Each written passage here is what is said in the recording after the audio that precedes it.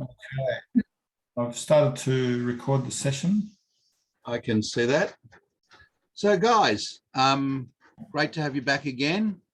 And there are a number of things I thought would be smart for us to go over tonight. And I apologize if you're getting a lot of background noise, but as Peter says, we're having some heavy rain and it's actually hitting us at the moment. So we've got thunderstorm in the background. So if all of a sudden I seem to light up, you'll know what's happened. So I have Danny coming to answer a few more questions, because Danny's one of those people that is going through, as I said, some changes in the job. And so she's having some interesting exposures to some new experiences. We're also meant to have Scott Wilkie join us tonight, but Scott has disappeared. He's been out partying over the last few days. Trying to get that at the right angle for you. No, it just does not want to behave, does it? Let's try it one more time. Yeah. It just doesn't want to be behaving where it's meant to be. That's better. That's good. So yes, one of the things I wanted to know is, what do people here do in terms of their consulting? So if I can get you to open your microphones up, and I'll just talk to each of you individually. Kath, I know you are consulting and you're a private consultant, correct? Yes. Yeah, okay, great. Owen, what are you up to? So I do consultancy work, quite a wide range of stuff, from residential developments right up to the big government tier 1 projects. Sorry? Yep, good. And also, you know, whatever sort of risk assessments, schools, just quite a mixed bag of it, really. Okay, great, excellent. So your private practice. Yeah. Mona? I'm a bit of a fraud. I'm just a Cert 3 at the moment, but going into the Cert 5. Cert 3. So you'll actually be writing documents already. So whilst it doesn't sound like you would, when you say to somebody, look, you're actually writing a report. So you're doing it. It's just they're not as long and burdensome. And I was just saying to someone the other day, about 10 years ago, my secretary for 18 years moved on, and we went through our archives, and I found my first report I ever wrote. I wrote it, cost $35, and it was in 1989. And the great thing about it was a one-page report. It was a development site report. Now, you think about that today, I don't think any of us would think about a development site report of less than maybe, what, a dozen pages, something like that. You know, there'll be some block material in that, and a table of data and those sort of things. And you think about how much that's changed.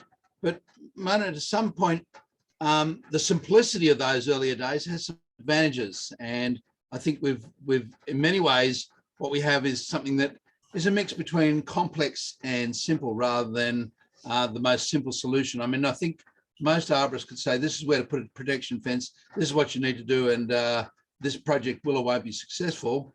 But there's an extra, 10 or 15 pages to substantiate that. So it's not straightforward. Astrid, you there?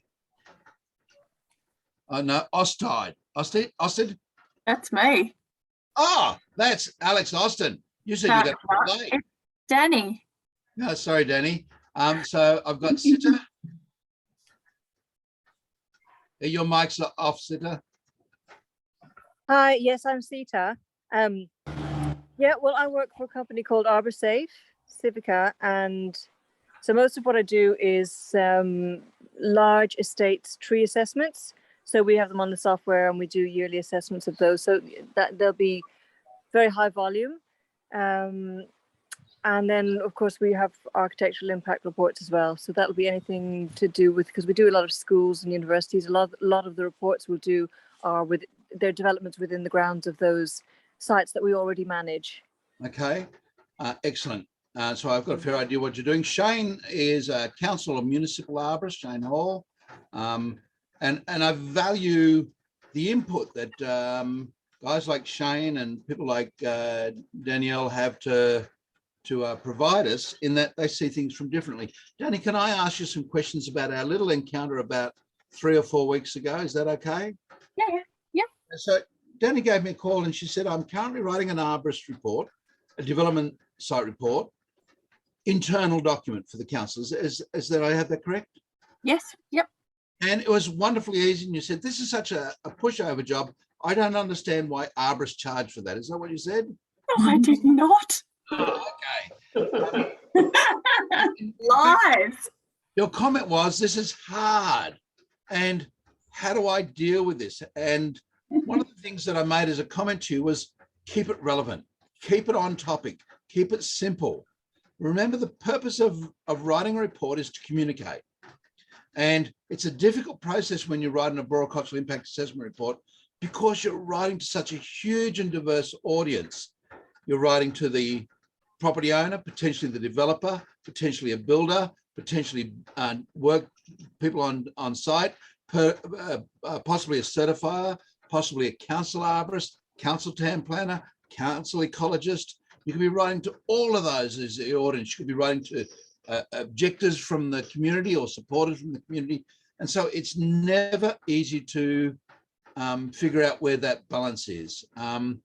What is important is not to overdo it and not to underdo it, but cook it just right. And so that's a difficult process. How'd you go with it, Danny?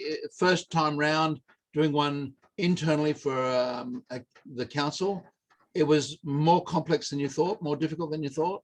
Oh, definitely, because I've not done one, and because I'm writing it for the company that I work for them to undertake the work. And again, you've got multiple audiences in that process. So you've got someone in landscape architecture, probably someone in infrastructure or a similar sort of department, someone in parks and gardens, and then ideally at some stage or other, somebody that's going to supervise all this, and mostly that's going to be a project arborist. And I have to say, you did share with me a funny little story today that said, they said, well, of course, you're going to be on site the whole time to do that.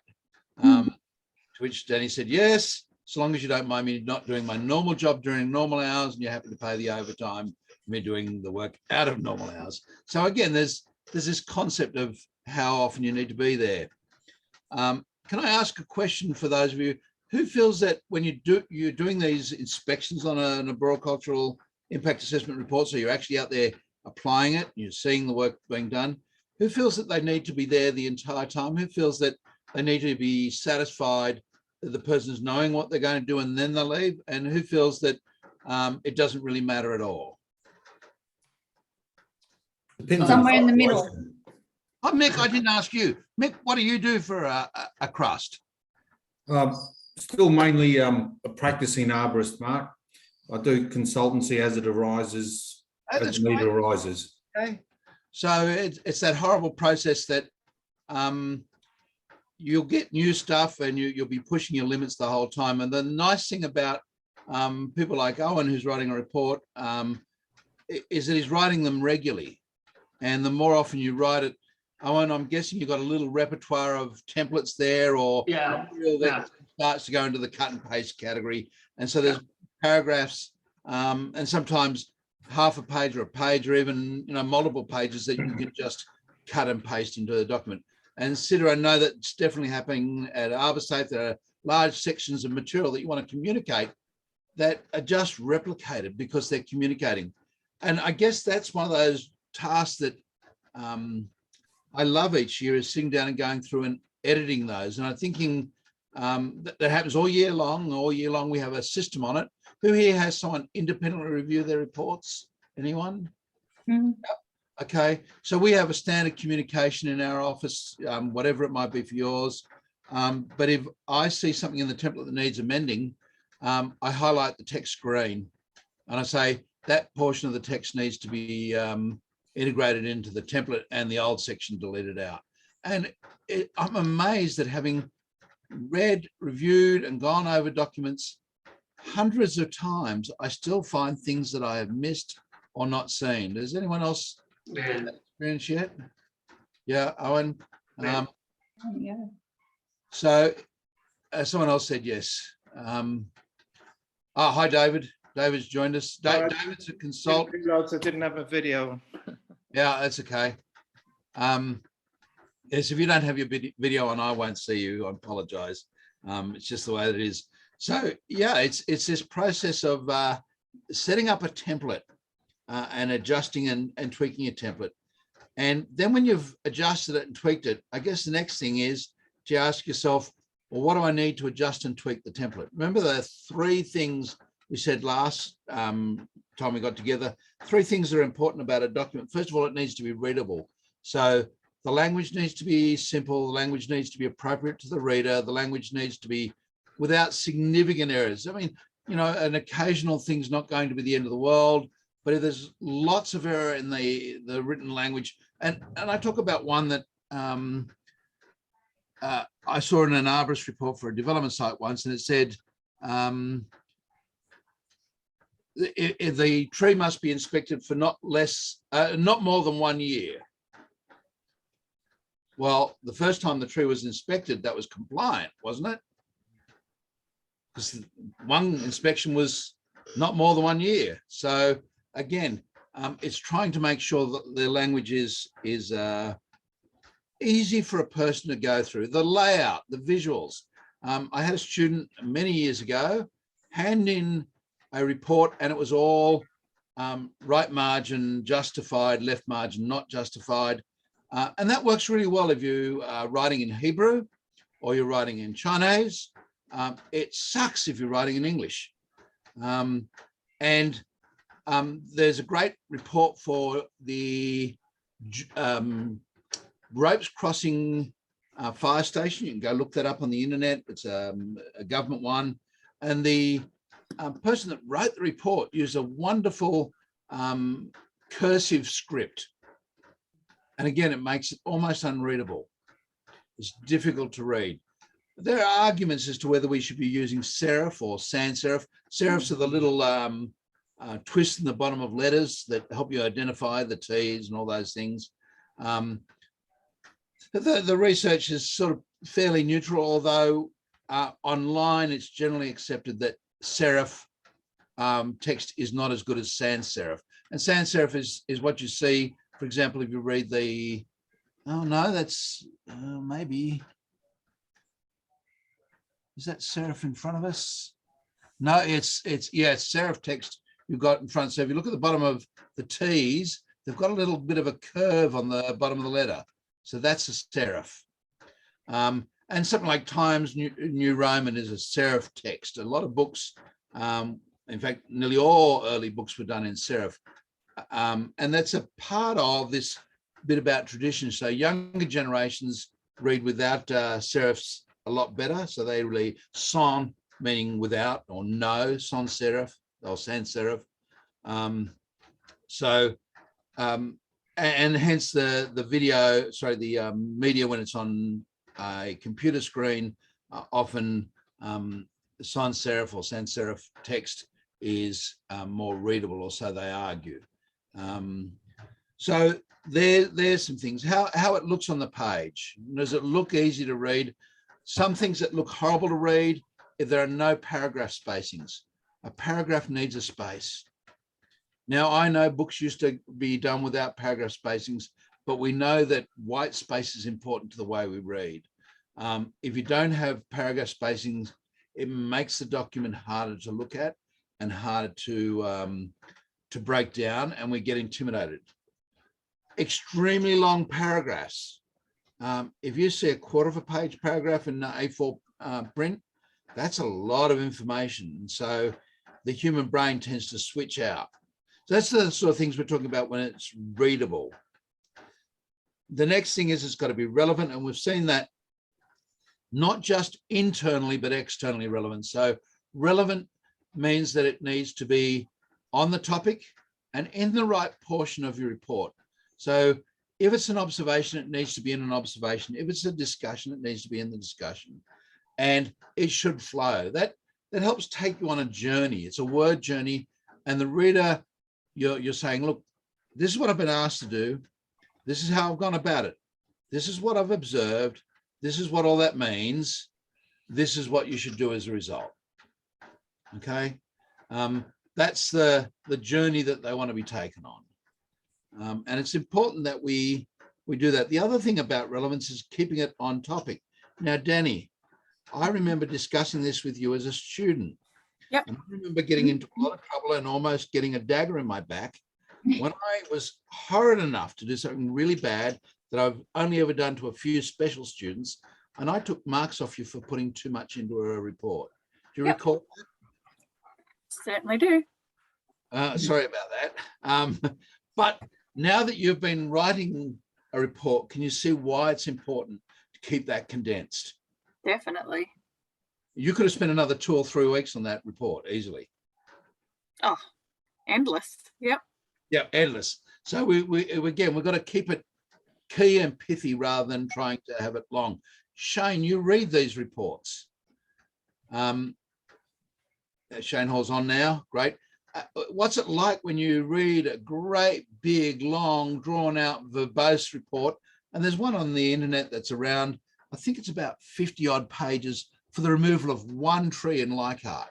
Just simply one tree.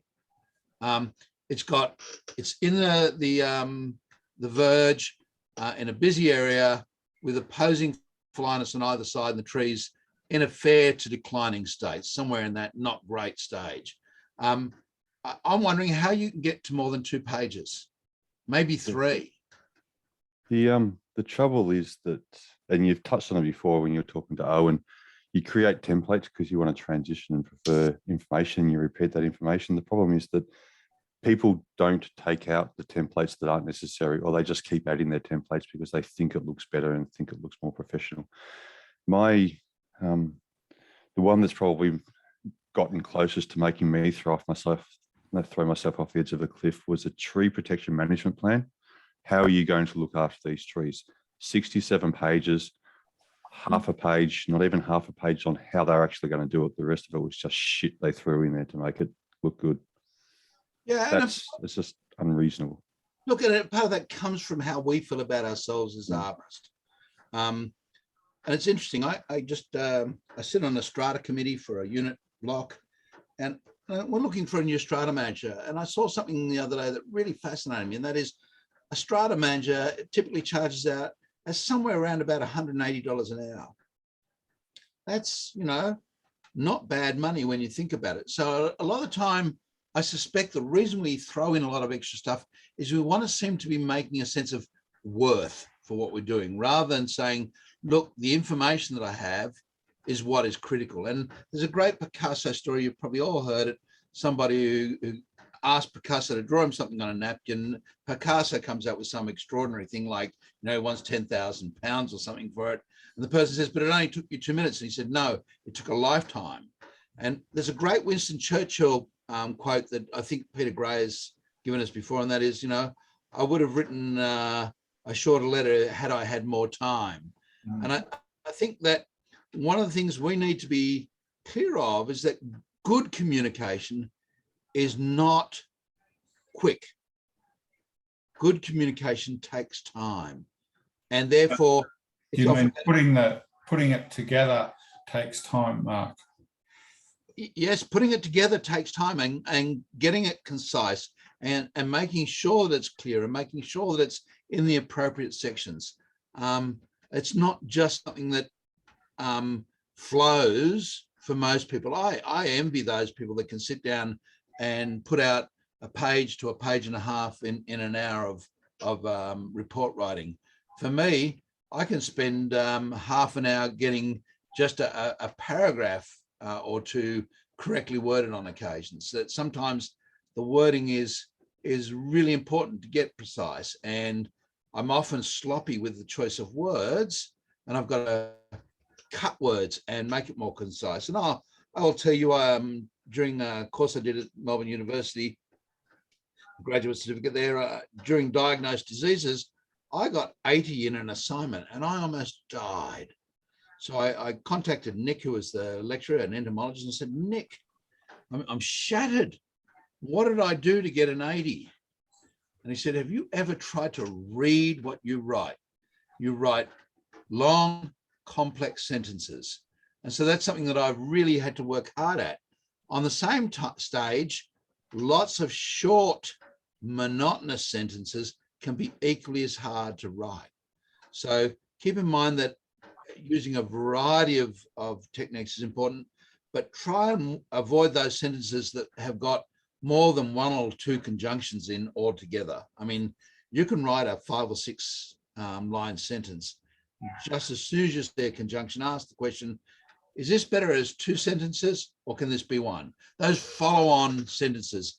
And if you haven't figured out a follow-on sentence, the tree is in the front yard and the tree is in good health may be better expressed as the tree is in the front yard, full stop. The tree is in good health, full stop.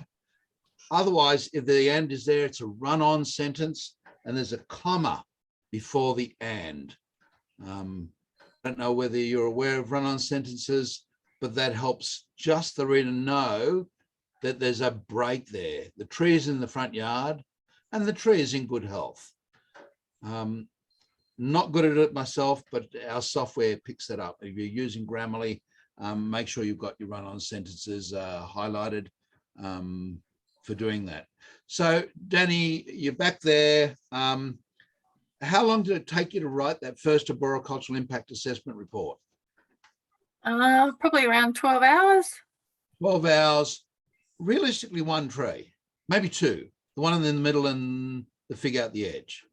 Yeah, there's 4 trees to be retained. So 4 trees, 12 hours. You can understand how someone doesn't want to bill a client out 12 hours for that. And then you can understand how someone might want to bill the client out for 12 hours and add a whole pile of extra documents in to make it look like it was a really good value document. And those are the emotional things we get rather than saying, look, it took 12 hours and that's what it is. Or I quoted X, Y, Z dollars and that's what it is. Again, those of you in private practice who always quotes the cost for the report first and who has an hourly rate. Catherine, I'm almost invariably asked for a fixed price fee. fixed price, okay, yep. But sometimes, especially with long-standing clients, they prefer to have an hourly rate because it's often cheaper. At least they only pay for the work that I do.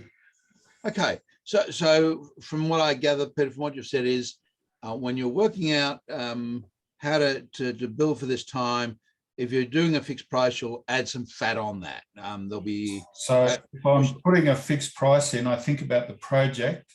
I think about whether or not the client's previous client and how well they pay their bill. And I think of how long it's likely to take. And I just come up with a number. Okay, that's great.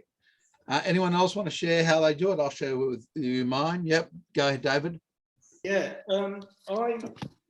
depending on what information you have in the brief by the client, like, you know, the most recent one I've had the other day, I was told there was 4 trees, but when I looked on Google Street View, it looked like more than 4. So I give a price, I quote for 4 trees, fee proposal for 4 trees, and extra trees are X amount per tree.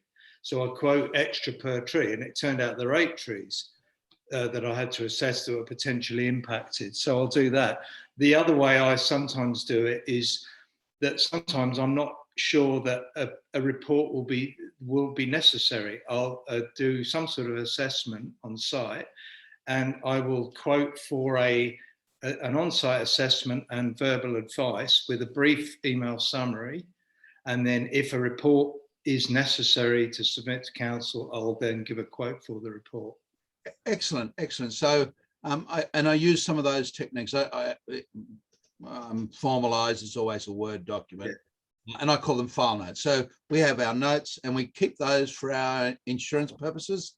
And I use them also for the CYA, and everyone knows what CYA is. It's cover your ass. So I've said, I've gone out to do this. This is what I observed. This is the basic, and it could be 2 or 3 paragraphs. I think in one of our earlier ones, you saw one of my CYA file notes that communicated with the client. And that's all about making sure I've got a record so that in 4 years' time, I don't get I asked you to look at all the trees in the property. You didn't look at the tree in the backyard and it's now fallen down and killed little Johnny. It'll never kill little Johnny, but you know my point. Yeah. It's just making sure that there's some record between you and the client that sets out the basics of what the agreement is or was. Anyone else want to share what they do? I'm happy to share, as I said, but I'll let you guys share first. One of the things that, so I'm fine with a fixed price. The only thing is, David, like you, I found that clients are, I won't say they're dubious, but sometimes they don't communicate as well as I'd like, and they leave out information like there's only 2 trees, but one of them's a heritage tree that's 130 years old, and we want to build just 400 mils from that. What can we do? You know, well, then I had to do a transplant feasibility study, and then a whole pile of extra time was spent that I didn't intend to spend. And that's probably my worst single tree. I think I was about 18 hours in that development site. So I worry about that. I worry when they say to me, like you say, there's 4 or 5 or 6 trees, and I've certainly been to sites where there've been 20 trees and come away with more than 100.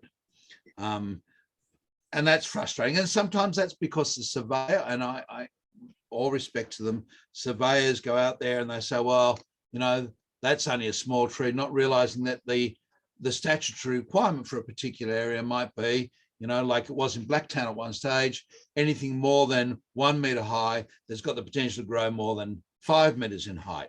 And so, you know, I'm recording roses and small fruit trees and all sorts of things back in those days. Thank you, Danny, for changing that. That was most appreciated. But so they are the unknown. Whatever way you do it, I think it's important to have a service agreement. And the service agreement goes along with your quote or goes along with your hourly rate or includes your hourly rate, however you want to lay it out. And it just stipulates what the deal is. So, for example, it will never happen to any of you, but it's happened to me where I've gone to the place at the 12 o'clock meeting and nobody answers the door. I'm there. You know, what happens? Well, in my end of the world, that means you get paid. I went round, knocked on the gate at the back, and I realized as I caught a glimpse of them running naked through their house what they're up to. And good on them. That cost them a consultation in order for me to get my bit. And fortunately enough, in that case, they paid that one. But what happens in that situation? What happens when you need to do extra testing? What happens when you need additional documentation? What happens when you've got extra trees? And just some of the more basics. One of the things that's really important is, what's my relationship with you about? So I'm an advocate, not for you, but for the facts. I'm there to report and record it as I see it. Now, I bring to a arboricultural assessment, like we all do, my biases. I don't think we can avoid that. So I tend to believe that development is going to happen, that you know, it's a part of living in a society that's growing in numbers, and that in general will be less than desirable, but somewhat inevitable. So again, I'm not there to support the development, but I'm not there to assess that development for its merits. So I'm there to assess what the impact of that development will be on the trees. And so we tell them that up front. You know, what happens if I don't continue? Well, most of my work, fortunately, David, is paid by or billed by the hour. So once I've done the initial inspection, we'll advise a client not to proceed, and it's up to them to decide whether they want to or not. And I guess that raises the question, what do you do? And Shane will have seen this a dozen times, Danny 100 times. What do you do when the client says to you, the tree's dropping debris, it's getting into my plumbings, I'm worried about cracking the house. How do you deal with that information? And one of the things that I've found very useful is to let the reader know what the client has told me. So I will tell the client that if they want, I'm happy to include anything they want to say about the tree as their comments. So the comment will be something like, the client has advised me that the tree is creating a mess. I did one last week. that the falling debris is blocking the stormwater drains and causing problems with the gutter. And that's perfectly fine to put in a report. The client has told you that. And that's all that you're reporting the facts. And that's often helpful, in my mind, for counselling getting that information, because they know in part what's driving that request. So I think it's important, if the client wants those sort of things included, to include them. I think it's important to be somewhat transparent. And so we set all those things out in our service agreement. We sort out things about copyright. Copyright will be something that'll be a problem for some of you at some stage. If you're writing this report, who owns the copyright? That's an interesting one. If you've done work for some of the government departments, we get asked to assign the copyright over, and I say I can't. It's got template material. If I use any template material, I've got to sign you over my template, which means I need to rewrite it from scratch. And if I've got to rewrite it from scratch, it's just going to be disproportionately expensive for me to do. And so what I say is, you've got unlimited use of it for the purposes of the current development. Every now and again, I've had a shifty person think about how they could just replicate parts of it. And I've certainly had plagiarism in my days. And that's all that the copyright's about, is, you know, dealing with those things. Any other questions about things that you might want to put in your service agreement? Yeah, I'll give you, yeah, go on. David and Peter, you both do a quoted service, at least on some occasions. Yeah. What happens when you get the person that calls on, and this is my experience, Thursday of last week, we need an arborist report for this site and we need it by Monday afternoon. Have you ever had that happen? Yes, sometimes people are in a hurry, and it's not all that uncommon. Often, you know, they leave the tree issues to last. It's sort of a bit of an afterthought. Nobody really worries about the tree issues. They're more interested in the important things like the plumbing and the overshadowing and so forth. And so I get the call late in the process, and we want to submit the DA next week. Can you do the report for us? So I take that into consideration when I'm coming up with the number, with the price. Okay. And I certainly don't charge less when somebody's in a hurry. And Peter, have you ever had the experience that I've had where they don't tell you that up front, and then that all of a sudden changes? Not really, no. Usually if they're in a hurry, they say so because it's important to them. And if they do call back later and say, where's the report, I need it today, then that's, you know, if it suits me, I will. And if it doesn't, then I can't. Simple. Yeah, and that's fine. So one of the things that we have in our service agreement is a discussion about the time frame. And we give them an option to opt for different levels of time frame based on the fee. So we charge a premium for getting it out in less than 4 weeks. We charge a premium for getting it out in less than a week. We charge a premium for getting it out in a week. So we have we have standard, priority, emergency, and critical. They're our 4. And that's just to deal with that. And it's funny, the call did come in on Thursday. The paperwork came in on Friday. And I guess between Friday and 2 o'clock today, when they got the report, I guess we fielded maybe 10 phone calls and perhaps 20 emails as to where the document was going to be. Now, we have a thing in our service agreement that covers that.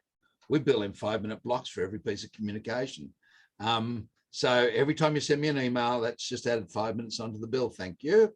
And so they were just vicious about it. They wanted to know whether we were going to recommend the retention or removal of any other trees. And I'm saying it's an approved DA. All that you want me to do is tell you how to protect the trees that are there, which raises the next one. In an arboricultural assessment report, and I know we've talked about this, do we include a tree protection plan, drawing, and specifications? I think you should. I do. Yeah. Yeah, look, there's been a spate of them in the last couple of years in Sydney. David, have you been seeing them come out there where the council's approved and you're sitting there saying, well, how do I do anything else now except a rudimentary tree protection plan because everything else is approved? I can't adjust or tweak anything. All I can do is do my best to protect. Yeah. I mean, I guess you have to follow the conditions that, in that case, where the council have set on the, you know, in the determination. So quite often it's specifically a tree protection plan is needed. So yeah, you do that. You're guided by that, and that's quite often when it comes to you. So yeah, and then it comes back with, hang on a second here, we need to tweak the approved design, and we're back to having to put in amendments. And yeah. I did one just on Friday afternoon where I got there and the court and the council had approved on it. It was a matter before the courts. And for whatever reason, 4 of the trees weren't on the plan set and weren't approved. And so I'm saying, yes, you can do everything. You can demolish the building, but theoretically you can't remove the frangipani that is not listed down for retention because it meets the definition of a tree and therefore you can't build. So in that situation, I said, look, just, and I wrote it in the report, to go talk to the council and just see whether you can clarify that out rather than having other problems. Sorry, guys, just got to kill a noise. Okay, so yeah, again, I describe it as a game where you are making the rules. And the same thing applies, exactly the same thing applies to local government. Except there are a few others that play the game when it comes to local government. It's called the policies and the procedures that you have. But if it's not working, if something's not right, if you're not getting the information you want, if it's not presented the way you want, then you really do need to communicate that. And I get this question every now and again, like, what do we do about? And it'll be something that Danny or her boss, Matt, are finding frustrating within their workplace, and say, all you've got to do is make a policy to cover it. Is that right? Pretty well, Shane? Getting a policy approved can be difficult. You'd probably go for an internal process because you get control of that.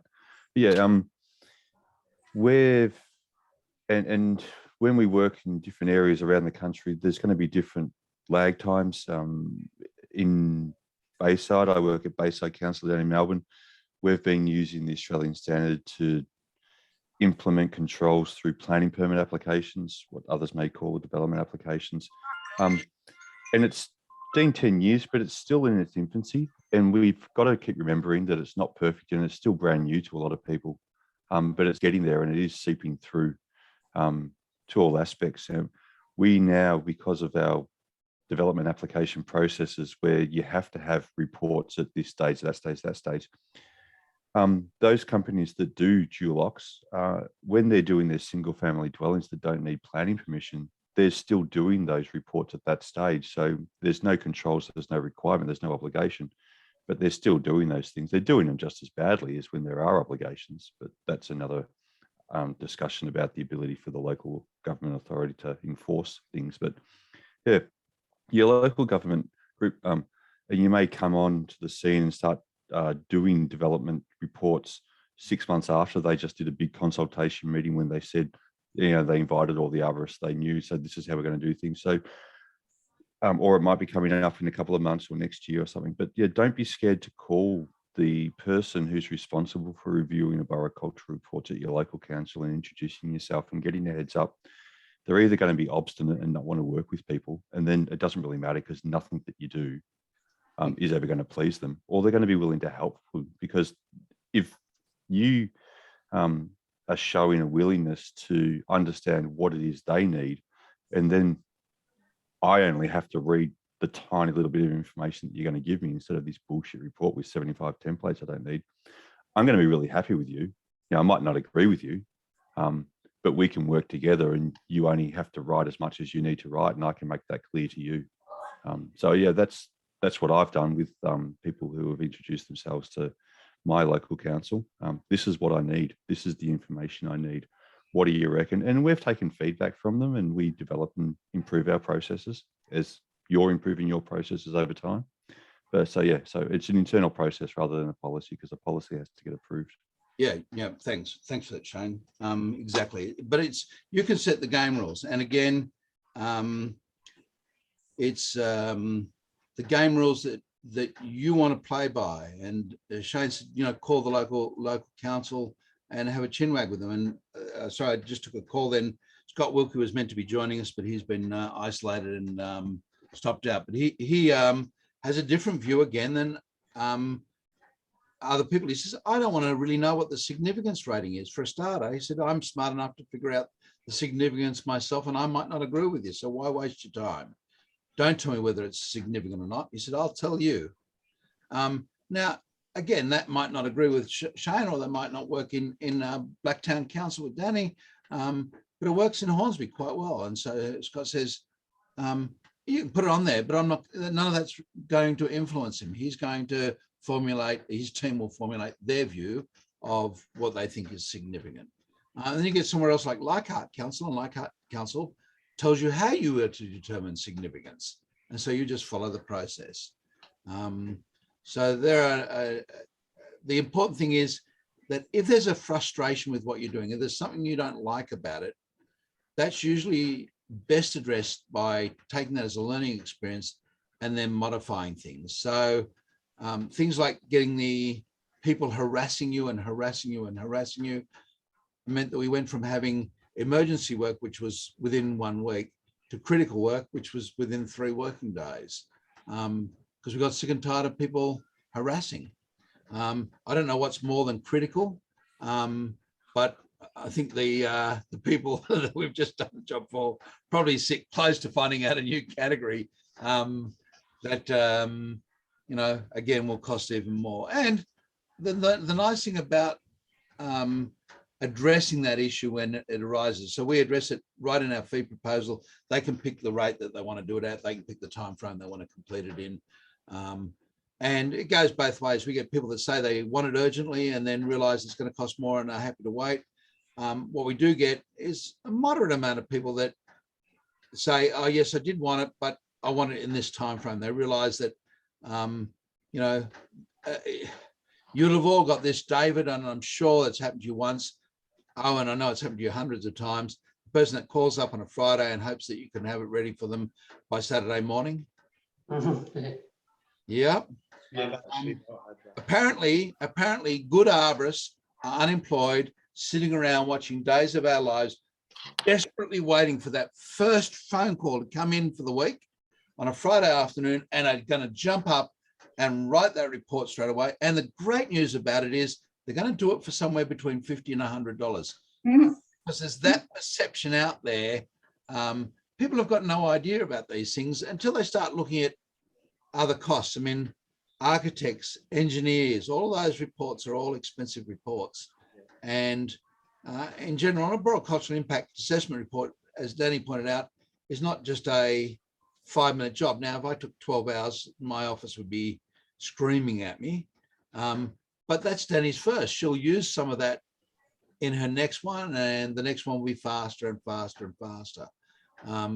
So, it's rare that I'll get an arboricultural impact assessment report done in 3 or 4 hours, but there are some sites where it's nice and easy, and I will. There are others where, as I say, it's 10 or 12 hours because they've made it difficult. And that's Sorry to butt in, Mark. I think it's also saying that it's the first time I'm doing it, but it's also how you're saying that it's that back and forward between the client and yourself. And because I'm working internally with the landscape architects, it's changing the goalpost continuously over a few days as well about what the level of expectations and requirements are. Yeah, look, and that happens again, and that's one of the things that David and everyone else here will have had that experience.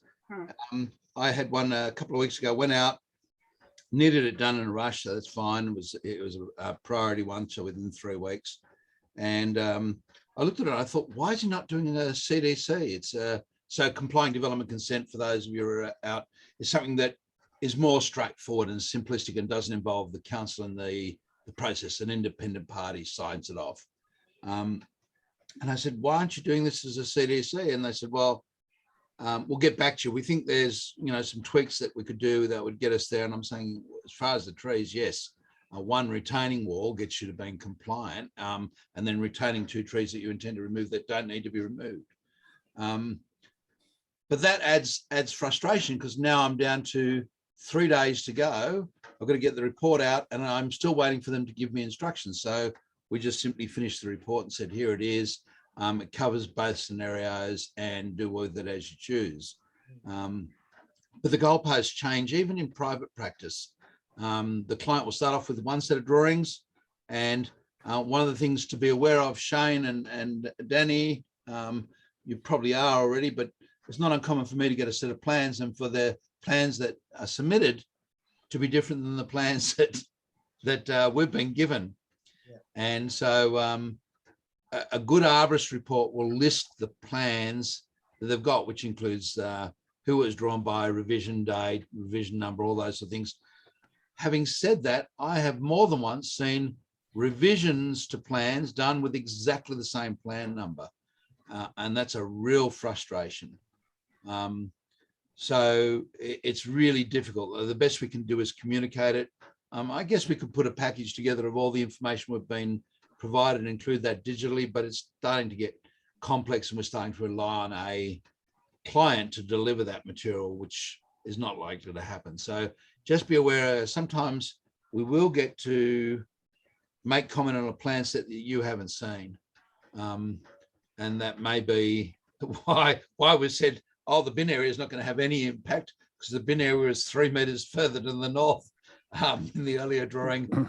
Just on that, Mark. So a good council officer will be noting the plans they're referring to too. So when we do have that exchange, why are you talking about it? The first thing I ask is, what plan are you looking at? And that'll be noted. And one of the big problems is that I see, people don't know how to read plans. That's a huge thing. I'm still seeing, and we've delivered a few learning things down in Victoria about doing your elevations, etc. People are still trying to do tree impact assessments off a landscape plan.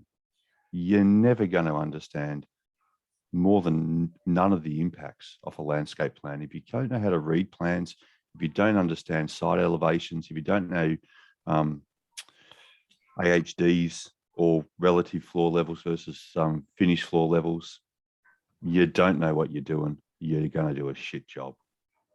Yeah, I would agree with that. And then there are other complexities as well. And the one I was looking at in that 3-day one has excavation into a rock shelf, and I'm still trying to figure out how they're going to get turf to grow. Yep. And so these things happen. One of the things that I have to admire about Victoria, there are lots of things to admire about Victoria, but one of the things I really like about arboriculture in Victoria is there's a lot more synergistic activity, and it's something that Shane rightfully says, we're equally as responsible for as industry of approaching and building that. But it'd be really good, Shane and Danny, to welcome in your consultants that you're getting reports from and saying, guys, let's have a meeting. We'd like just to get discuss with all of you, what we'd like to see in that. And that was one of the hopes that I had with Scott being with us tonight. He won't be, but he will be next block. And Scott's going to tell you what Hornsby Council would like, how they would like it presented. And each council is going to be unique. But amongst that uniqueness, there's going to be a high degree of similarity. They want to know what species of tree. They want to know whether you're guessing at it or whether it's an informed decision, whether it's, and I remember looking at a development site a while ago, and a news company called me up, Channel 7, I think it was, and said, look, there's this development going on at the school, and somebody says they're not camphor laurels, they're figs. Can you come out and have a look? And I said, no, this is not what I do. That's what I charge for. But I said, I'll get onto Google Street View and see if I can tell you. And from Google Street View, I could tell that they were ficus and not camphor laurel. So you'd hope that those things would be accurate. How does that happen? Let's be clear here. That's not all bad on the arborist side. It may well be that the arborist has used a template and just hasn't cleaned something out in that template. So again, it's important to go back and communicate, why have you said that? And I had experience, I can't mention the details because the matter is currently protected, but I exposed some roots, or I had a builder expose some roots for some root exploration. And one of the comments that I got back is this needs to be backfilled quickly to stop the roots from drying out. And, again, I need to send back a message that says, well, not really. They're woody roots. They've got bark around the outside of them, and bark is amazingly waterproof. If it weren't, branches would dry out everywhere. And I know that it's in the standard, but it's one of those things that's a relic that's got into the standard and actually isn't based in science. Does anyone want to question that? So bark is waterproof, and therefore a woody root or a root that's, my finger size or bigger has bark on it, and that bark is a waterproof layer. Yeah, there's some extra sponginess to the root bark, but essentially it's a waterproof layer. Any questions on that? Mick, you've had a look at that under a microscope, so you're pretty sure I'm right on that. Yep. So yeah, it's a superized layer, and that means it's waterproof. So you can leave those trenches open, and I habitually do, so that all the parties can look at the roots and assess them. I don't do it, Shane, so you don't panic when it's on the street verge.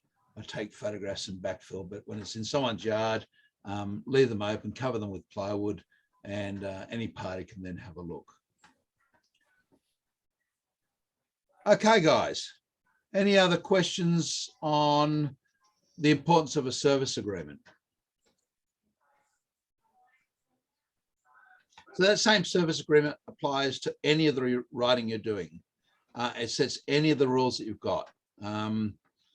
I can't think of anything else. Access is always one, there's a simple one. What happens when you get to the site, particularly if it's a rental property or it's a property that's going to be developed and you can't get access? Again, you've probably figured it out. We get paid, which means I knock on the door. If I'm refused access, I go home and I bill, and then go back out at a later stage to their approval. And that can be a frustration, but it's a person's residence, and I don't have the right to force entry. Little different for Shane and for Danny. They may have, under some circumstances, rights to enter people's yards, but us as consultants, generally we don't have that right. And we can be charged with trespass, not to go up and knock on the front door. That's permissible by law. But if you theoretically walked around the backyard and we're having a look around at the trees, that could cause some conflicts. And more than once, I've been walking around in the backyard and there's been these wonderful palmate leaf plants growing with these wonderful flower heads on them, growing in the back. Shane's laughing because he knows he's seen it too. So yes, you've got to be careful about how you handle it. So for my mind of thinking, if I don't have access now, if I get there, I've knocked on the door, no one's answered, and we've been told we've got access, I will take access. And there have been times when I've had someone come out and get extremely hostile because they've arrived home afterwards and found us there. And we explain to them that we've been given access, we apologize, and we leave immediately. And again, we bill for the second call out. And those are the things, Peter, that you don't get told in advance. And so having something about that in your service agreement just means the price that you've been given, or the rate that you've been given, assumes that we have access. If we need to return to the site because access is prohibited or restricted, then we reserve the right to charge extra, whatever it is for that. And so just include that in your service agreement. Yep. Okay. So I guess the only other thing that I wanted to get onto tonight is looking at how do we substantiate our arguments? How do we find information to support our position? We've all been taught these things, and sometimes what we've been taught is wrong. Some of the things that I've taught you, Peter and Kath and Danny, are wrong. You know, one of the things that's great about arboriculture is it's what we call a rapidly emerging science. It changes just so quickly that's almost frustrating. When I started, risk wasn't an issue. You just climbed a tree and it was 90% decayed. Well, that was fine. We'll just do some work on it and fill the cavity. Then we got to it's got a fruiting body on it. Well, you better cut it down, to now saying, look, you know, there's not extensive decay. It's only 50% of the radius, to now saying, well, it's 90% of the radius, but it's more than 85 centimeters, so I really don't care anyhow. So we've gone through this sort of evolution of concepts and ideas. And there are times when you need to be able to substantiate a position. So how do you go about doing that? Make reference to some peer-reviewed, published material is one good place. It's a great place. That and books. Now, books aren't always ideal, and neither are peer-reviewed papers. It's fascinating that we have peer-reviewed papers sometimes that clash with each other, and you'll have experienced that if you've looked at Maddox's paper on TR and the Maddox paper out of Tasmania on TR. That's an even more fascinating one. And you compare that with, say, Bond or Gruber or Talon on the same topic. You get different views. And science is not about precision. I would wish that it was, because I'm a black and white person. But if you're like me and you absolutely know that cutting a root 200 mils from the base of the tree is going to cause it to become unstable, you're going to have the absolutes destroyed. I was just looking the other day at a Kaffir plum, a Harpaphyllum, that exactly that happened to, almost a metre diameter trunk. And here it is almost 15 years later, looking in great condition. I think, damn it, I was wrong on that one. So I think it's important to be aware that even the scientific literature is often very specific and very narrow, and therefore you really do need to sort of weigh that up. You know, there's a great little paper, I think, Peter, you've got it in the thing, on 12 times trunk diameter and the impact on live oaks. But of course, that's only talking about live oaks. The impact on live oaks alone in Florida, and that would be a very different, potentially a different result if it was in a high rainfall area or a low rainfall area, if it was north or whether it was south of the states. So often we want to assume that the problem is that if you are, you know, looking at a tree in North Queensland and it's a particular species to that area, you may not be able to find research where people have cut the roots at 12 times diameter and then looked at what happens in over 2 years. The work may not have been done. So that's the best that you've got, and you can use that and say, well, this is what we're looking at, and I think it applies to this circumstance because, and the rider is that some things are different, so it can't be necessarily applied exactly. And that's right, it can't be applied exactly. A lot of the research, even good, broad research, often lacks way too many replicates. They're just too small a numbers to really be meaningful. And there's been some fairly recent criticism of our statistical approach to looking at risk, and we've seen that, not risk, sorry, certainty, looking at how certain we are. So I think the thing is to express that there is some uncertainty, and to do so without having to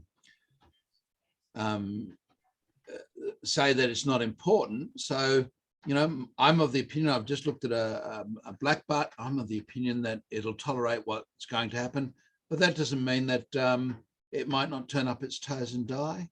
And I think that's the same case when we look at how medicine handles a human being when we've got thousands and thousands and thousands of operations, and yet they still express with some degree some uncertainty with that process. So how old should those references, can those references be, Mark? Is it safe to refer to work that was done 20, 30, 40, 50 years ago? The answer is yes, provided there isn't work that was done 5 or 6 or 10 years ago that gives a volume of information that contradicts it. And my view of it is anything that's given as an absolute that you can then show is not an absolute is obviously prone to critiquing. So, you know, if cutting the roots at the structural root zone causes the tree to fall over, then if I've cut roots closer and the tree didn't fall over, was that accurate? And so you end up with, for example, the tree protection zone is a good one. The tree protection zone in the standard is 12 times trunk diameter. A standard transplant is 5 times trunk diameter radius. So that's a fairly big difference. It's about 82 or 83% difference, I think. Would you call that accurate? No, I'd say that was fairly inaccurate. Is it desirable to keep more roots and protect a bigger area? The answer is absolutely. So I think we've got to look at the context of what the thing is written.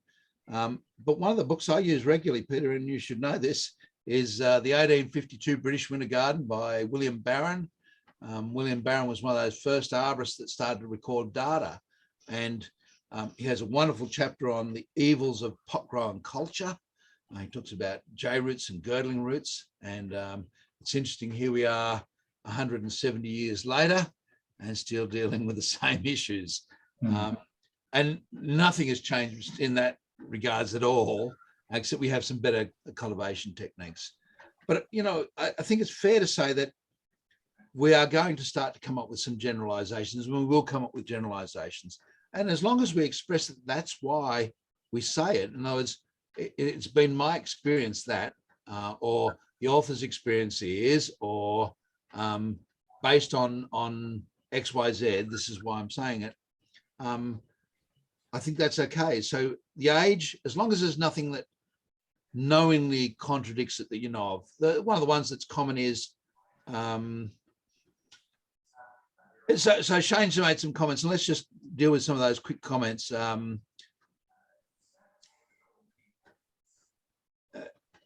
If we're talking about physiology, tree physiology, Kim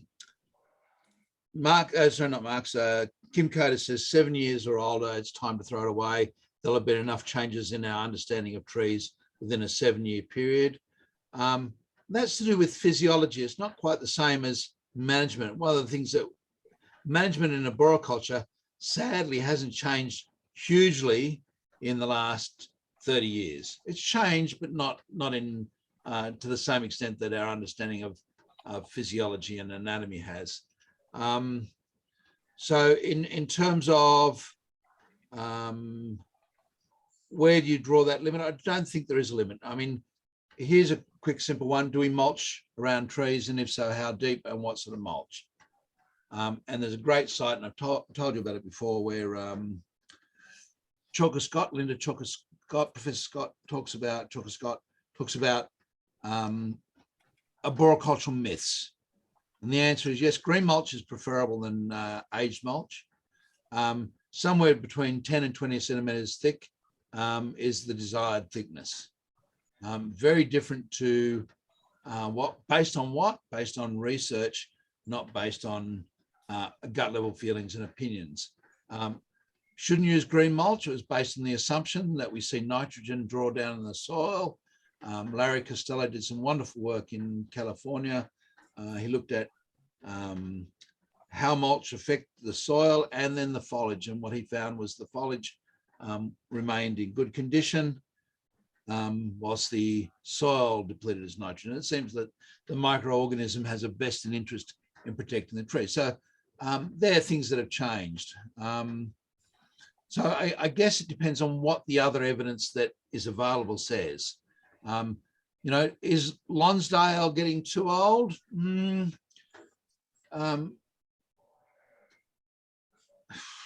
A lot of things have happened in trees and risk, but so have a lot of things in terms of Matic stuff since 1994. My argument is, if you want to look at Matic's discussion on body language, his encyclopedia has changed numerous items from his earlier body language of trees. Significant changes in some of the content there. So given that there's more recent stuff by Matic on the same topic, I would say I'd be going to the more recent text in that. How relevant is it to include your own opinion? If you're writing to the Land Environment Court, probably keep your opinions to yourself. Tends to be the way that they like you to write, although that's less so with a judge. One of the things that there's a difference between writing to a commissioner and a judge. If you're writing to a judge and you're in the local district or Supreme Court in New South Wales or the local or district court in Victoria, is judges like you to write to them in first person. So they like you to write as though you're writing them a letter. And whereas our technical style of writing is more unusual for them. So again, it depends on your reader. Go back to that same thing again.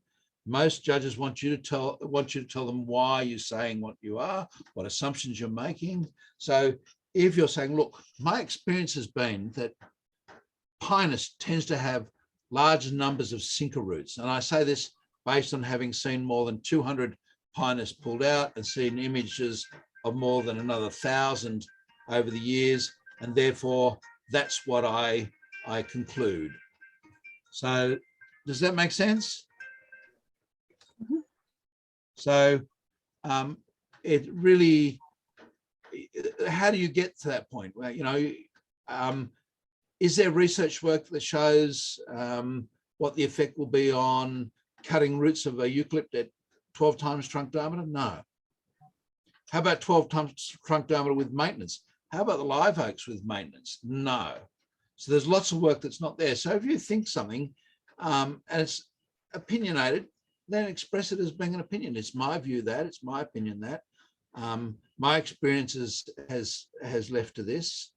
And that's perfectly acceptable. The fact that it can't be backed up by peer-reviewed information is not all that bad. So let me go the other side, and I'll get Shane to turn on his mic and have a quick discussion with me. Shane, you form the view that I can't get that close to the tree, and I form an opinion that I can get that close to the tree. How do we decide which one's right? I'll guarantee you. Shane, well, naturally, I'd always defer to you, Mark. But if it was somebody else, I would say, give me some evidence to show that your opinion has got some validity behind it, because here is the peer-reviewed literature and the learnings that I have. Here is the reference material that I'm forming my opinion based on. Tell me where I'm wrong, because I'd love to learn that. Okay, so where is that literature? That's where, you know, I've done a lot of time searching. I mean, there's a couple of texts on roots, tree roots in particular. There's a few papers on the effects of root damage and root pruning, but there really is a drastic shortage. So how do we decide where we should cut it? And so I would come back to the other way and say exactly the same, Shane. Shane, that's great, but on what basis do you form that? Here's my peer-reviewed stuff. And often there isn't a lot there. You know, I think, Peter, we have got Hamilton on the in the Dropbox, is that right? I'm not sure. I'd have to check. Hamilton and Benson should be there. You know, there's a couple of texts which I won't share you that are digital that discuss tree roots, but I get to this situation all the time. Under what basis do we deal with it? And bottom line often is it comes down to an opinion. My experience has been, on my opinions, that because the research is not there. I wish that I could say that we're more scientific, but I don't think we are. And I certainly don't think that we deal with the exceptions well. So what happens when we get an exception? And one that I often cite is root pruning that's extreme. For example, those of you who have been to Grafton, I think a few of you have been. Peter lives almost on the doorstep.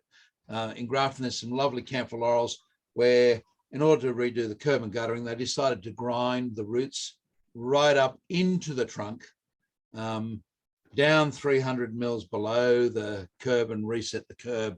Now, according to Mac's equation, those trees should have fallen over. According to the Australian standard, they should be dead. But it's a camphor laurel, and it says, so what do you do? Now, I remember talking about this with a guy called Gordon Mann, who headed up Redwood City's sidewalk repair program. And Gordon said his formula for camphor laurels in California was cut one side, you get a little bit of stress, cut two sides, you get a moderate amount of stress, cut three sides, you get a fair amount of stress, and cut four sides and they fall over. So, you know, how do we deal with this? That's interesting that you say that, Mark, because I've seen people try and remove camphor laurels with a bulldozer here, and they rip as close as they can possibly go to the tree on all sides, and then they struggle to push them over with a D7. Yeah, and that's because you only need a few sinker roots to get strength. And please, next time we're together, Peter, will you make sure that we do? I'll pull out my root model and I'll show you how we explain roots in tension. Roots in tensions don't go out sideways. Roots in tension go downwards. Otherwise, there's no tension. These are in bending moments, so they're not the same. A single root going down in tension is enormous. And in Danny's end of the world, there's a grandis. It's a tree that I hate. Again, ground the roots one side, ground the roots the other side, fix the leaking gas on the third side. 2 microbursts it's been through and it still hasn't failed.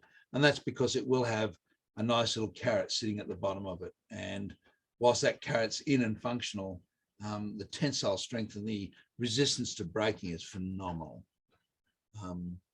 So yes, very, very dependent. And unfortunately, Shane, yes, there is some work done by 2 authors on that subject. So that's interesting. But how do we get the Australian standard? Most of the Australian standard is a fairly subjective document. That doesn't mean it's not got value. It's just that, again, it's not based on peer-reviewed science. Otherwise, we wouldn't find exceptions that are as high as transplanting. Okay, guys, I'm happy to call that for a night. There are a couple more. Are there any recent reliable references about the size of acceptable root zones to prune within the TBZI? Root size. Okay. It's interesting. Let me. I'm just trying to think of a simple and easy way. Yeah, look, yes, there is. You can use allometry. Allometry is the measurement of the whole from a part. And if you look at something, and I was just doing it the other day, you know, something like a 1 centimeter or 2 centimeter root on a tree with a 2 centimeter diameter trunk, that's a huge amount. But a 2 centimeter diameter root on a tree with a meter diameter trunk is a tiny, insignificant amount of the tree. That's like saying cutting off a 2 centimeter branch is going to cause the tree to die. Does that seem logical to anybody? So, you know, cutting off a 100 mil diameter branch on a meter diameter tree is probably not a big problem either. And so similarly, cutting a 100 mil root may not be a significant problem. And there's one talk that you may have heard, you might be able to find. Mick Rogers used to give a talk on what they were doing in terms of root cutting on Platanus. And his view was during wintertime, first order roots to the trunk on one side wasn't a significant issue. Now, again, not saying that's what we should do to trees, but I think there's also the balancing act the other side. And this is the one that I struggle with. What happens if we don't protect the tree? What happens if we don't retain the tree? We say, look, we're 5 times or 4 times trunk diameter away from the tree, and therefore the tree should go. I think that's a loss as well. So I would rather see a tree struggle for 10 or 15 years and then need to be replaced than to see no tree there to start off with. And I think the frustration for me is that I'm old enough to remember storm water going in, curb and guttering, and sewer going into Castle Hill as a kid.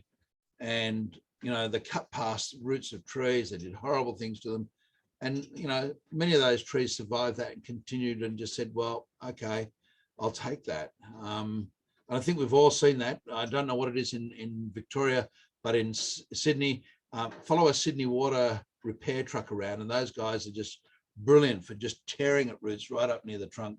And, you know, I'm ever surprised at what trees will tolerate, particularly if they've got some aftercare. And by some aftercare, I'm talking about essentially, you know, like at the moment in Sydney, we've got it fairly moist. You probably wouldn't need to do much irrigation. It's not the drought conditions of 5 years ago. You know, up in Peter's end of the world, where the average annual rainfall is what, about 1,800 mils, Peter? Your mic's off, but yeah, something like that. Yeah, something like that, almost. Yeah, so in your end of the world, you probably don't need to do too much irrigation most of the time as well, although you did have that recently. It can dry out, and the problem with dry times is that when it does get really dry, it's actually really difficult to effectively water trees because the ground is so dry that to get the volume of water on that it's going to make a difference. The clay soil here often cracks, so if you just pour the water on it, it'll just run down. And inevitably, if it's dry, then getting hold of water is problematic. So yeah, even though it rains a lot, it can still, you know, doesn't have to go dry long for it to be a problem. Yep. So I think to answer the question, proportionate to the size, if, again, Peter, you ask me next time, I'll open up an Excel spreadsheet and I'll demonstrate for you how that can vary significantly between size. But, you know, oftentimes we lose the fact that a 1 centimetre root has maybe 1/10 of the amount of absorbing capacity of a 2 centimetre diameter root. Even though it's only 1/4 of the size, it has proportionally less. And that's because it's not just smaller in diameter, it's smaller in length. And so same process reversed to cutting branches. My view is you can cut probably 30% of the absorbing root system off without having any real significant impact on the tree ever. So about 1/3 of the root system. And that goes right up to first order roots. I know you can cut first order roots. If you've got a tree with, say, 7 first order roots and you cut one of them off, the tree's not going to fall over on unless it's got an unusual root system, and it's not going to die from that. It may have a canker develop, a section of necrosis develop associated with that cut, but in terms of survivability or stability, I don't think they're at question. So about 1/3, it seems to have very little impact. Okay. Okay, well, thanks very much, Mark, again. Guys, I'll see you in a month's time. Again, questions, please send them to Peter. Next time round, I'd like to answer those questions, look at those bits, and then look at what's required in terms of a certification report when you need to certify something, how you deal in particular with non-conformance without saying you're an absolute moron. How do you deal with that? Okay, thank you.